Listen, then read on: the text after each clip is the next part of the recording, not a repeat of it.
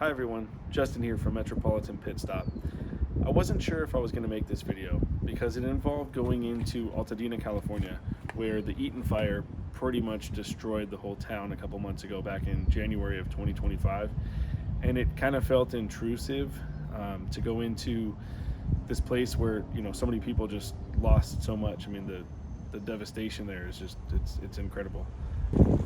But in doing so, I met a couple of the nicest, most generous, down-to-earth people I've ever met.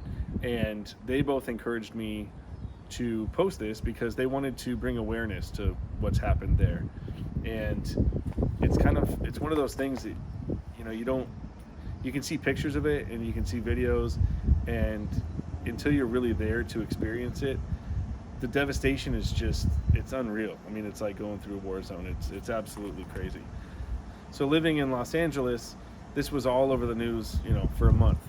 And I'm sure people from all over the country and all over the world have seen, some of the devastation that happened there and the Palisades and, all the other places in Los Angeles that were burning at the same time. But once it's out of the news cycle, it's kind of out of sight, out of mind for a lot of people. But the people that were affected by this are going to be dealing with this for years to come. Regardless of their financial situation, none of these people are ever going to be made whole again. They lost irreplaceable things. For example, this car right behind me. So I was contacted by a gentleman named Dave who runs an Instagram page called Not EV Altadena. And this was something I never had heard about, but the EPA goes around and tries to identify EV cars and not EV cars. There's so many out there now that they have to know the difference because the way that the cars are disposed of is totally different. So anything that's not an electric vehicle is spray painted not EV. And it seems kind of silly because, a classic car like this, yeah, of course it's not an electric vehicle.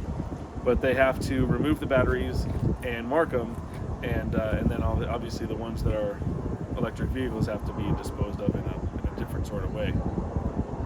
So Dave contacted me because he saw this car and took pictures of it, and he wanted to reach out to the owner. He's trying to bring awareness to what happened in Altadena and other places, and he wants to help owners of these old classic cars, as well as everybody else in the neighborhood, to get back to some sort of sense of normalcy and try to help, get them to rebuild.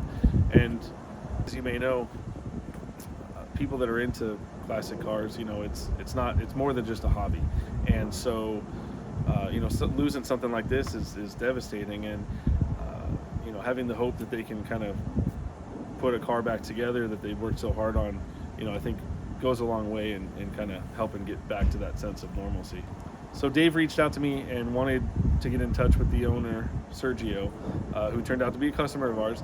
And I reached out to Sergio, and as much as he appreciated the offer to help, I think, Sergio was at a point where he had spent so much time on this car, and to have it, destroyed like this when it was so close to being done, he just didn't want to start over again. And the car suffered some pretty irreparable damage. It was on jack stands, and it got so hot that the whole floor just kind of bent, like this, like kind of a banana shape. And the structure's gone. There's no way that this car could be saved again. So, the hope is that it can live on, donating its parts to other cars and keep other Metropolitans on the road. So I'm headed out to Altadena, California. We're gonna go check it out and bring it back to the shop. I'm not sure what kind of condition it's in. It may be salvageable, maybe something that we could restore one day. If not, it can certainly lend its parts to other Metropolitans and keep some other cars on the road. So it'll definitely live on in one form or another. But we're gonna go check it out.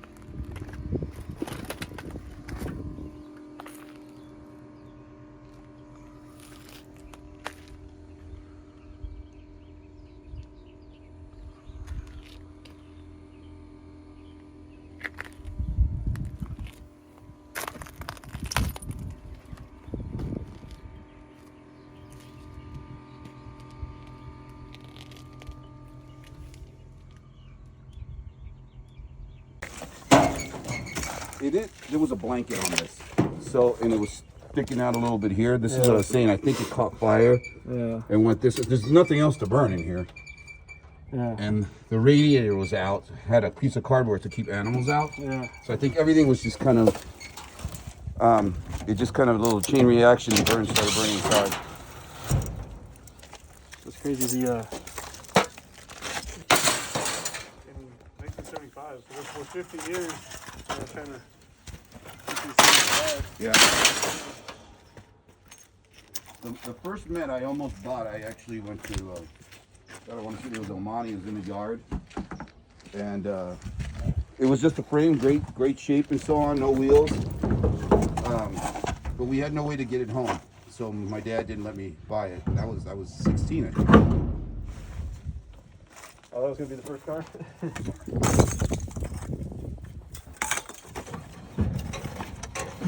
How long did you guys get out before this all happened? I left at 3:30, and our alarms started going off at 5:30. That there was tampering, and basically it was the alarms on fire. Oh, man. And then we started getting alarms all over the house, and that's when we knew the house was. Is that AM? Yeah. See, there's Melting the glass. this is the only part that's like intact.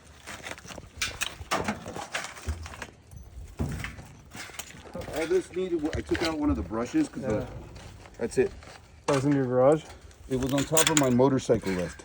Oh. And the lift didn't burn either. Anything on the lift didn't burn. But this is intact. Yeah, it's crazy how hot it got back here, and then the paint is still intact up there. You want it in there? Yeah, might as well. I mean, I don't know if we can do anything with it, but...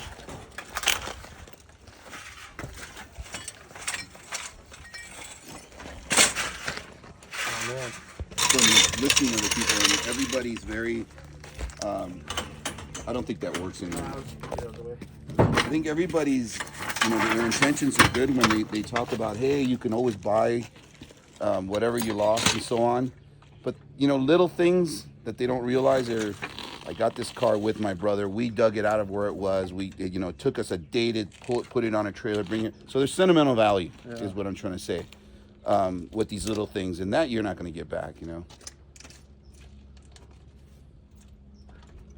Tell me what I can help with this. It's all good. I'm just going to test this thing out. Well, Hey, there's my wife's ring. Her ring's all melted. Now, before we tear it apart or do anything with it, we have a yard in Palmdale. And I can just throw it up there and store it for a little while if you think it's something you might want to revisit later. Oh. So it's you, I'm 58. I don't know if I have time to do this. I'd probably rather go to your shop and find something you have for sale that's already done. Yeah, it's going to take a lot. I mean, you can tell the metal, I don't know, something expanded or something, like just the store gap is crazy right here. I don't know if it's savable. Justin, just a question, how long and how much money to make this thing to the state that it was in, or all cherried out? What is that? How much is that?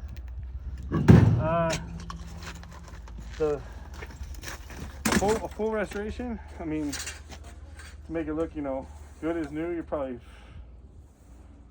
$60,000-$70,000 to have a car that's worth 20. We do it for the love of these things. Right. Unfortunately, there's not a ton of money in them. Yeah. Anything you restore, you really don't get back what you put into it. It's exactly what he said. It's for the love of the hobby. It's a hobby. Not wanting to see, like I said, this thing go to the dump. And future generations are gonna eventually appreciate, seeing these things. Yeah. I mean, they're cute as heck.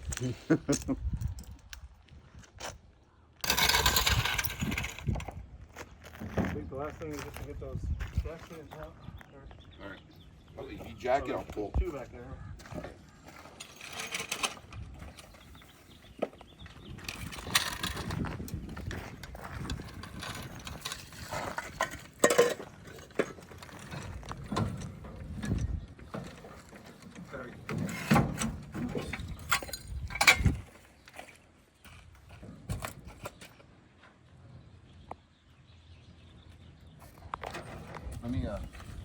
not in like this?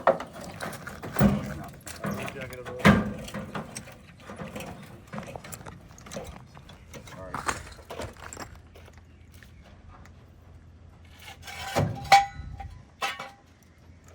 Alright. So I know you're gonna have to get back to work, but maybe if we could just roll this thing on the lawn, I think I could just roast it. Well, I mean, if I have to go back, you guys know what to hang out. Just don't kill yourselves, because I might have to bury you in the backyard over here. All right, maybe send a little more. Go anymore? Got the full lock right there.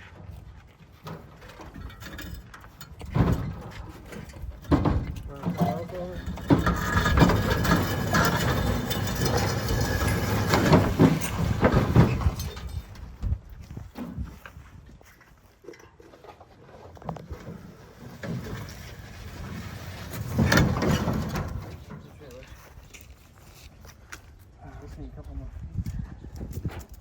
Show the trailer better.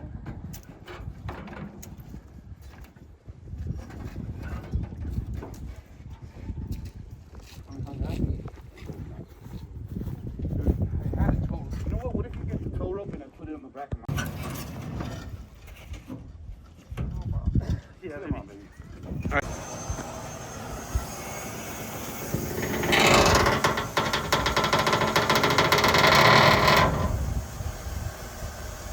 I can't go very far.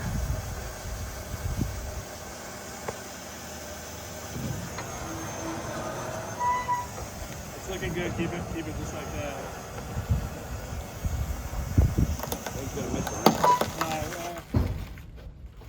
Yeah, let me move those a little bit.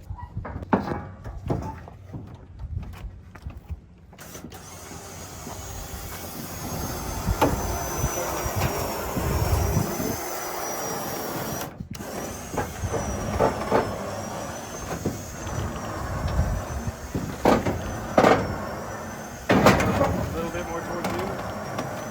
Should be perfect right about there.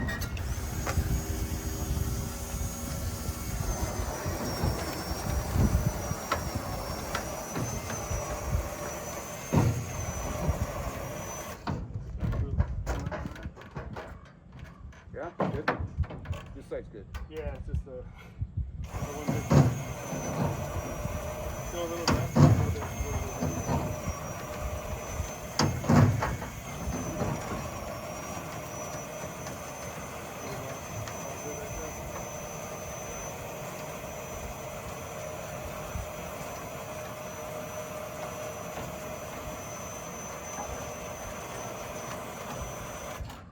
Perfect.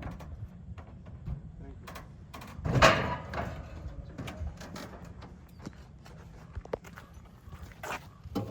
Yeah. Little car. Yeah, poor little thing. I was looking at it on this side, on the passenger side. You can see the kind of went like this because it was up on the jack stand. Yeah. And I think it just got so hot It that bent a the little bit. rockers, it just melted it and bent a little bit. You think that could be straightened out? I don't know. But if you look at this side, you can kind of see. This is a perfect trailer. When we brought this thing, we bought it on the trailer. It was barely on there. Oh, yeah, yeah. It like just flexed out. But it is on a frame, isn't it? So it's not a unibody. They're unibody, yeah. Are they? Yeah. Oh, yeah, they are. Most of the structure is in the rockers. The roof offers a little bit too much. Yeah, it might. I wouldn't try to save it, but it'll live on. You know, you can't save it. It'll live on through other We'll be able cars. to use pieces It'll be off an of it. organ donor. Mm-hmm. We'll stop by. We'll talk some more. I'll show you around the museum. You know. All right. We'll see what we can do with this thing. All right. Thanks a lot. For sure. Have a good one. You too. See, bud. This is exciting.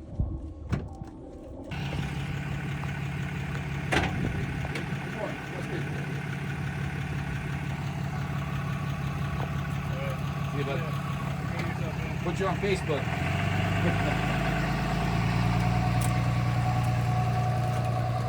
Man, I wonder if... Look how cute it is.